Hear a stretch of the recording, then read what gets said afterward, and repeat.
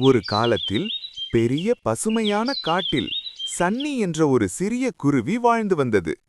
சன்னி எப்போதும் உண்மையையே பேசுவான் என்பதால் அவனை அனைவரும் மிகவும் நேசித்தனர்.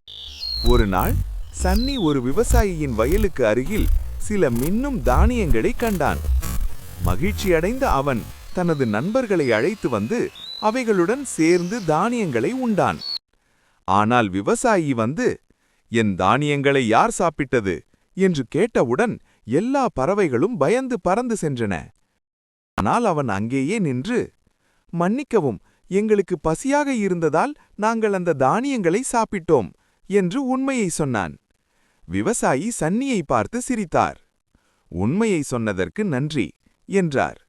"அடுத்த முறை உங்களுக்காக நான் சில உணவுகளை விட்டுச் செல்கிறேன்." அந்த நாளிலிருந்து பறவைகள் அனைத்தும் சன்னியை நம்பின. விவசாயியும் மகிழ்ச்சியுடன் அவர்களுடன் உணவை பகிர்ந்தார். குழந்தைகளே, நேர்மைதான் நம்பிக்கையும் அன்பையும் வளர்க்கும்.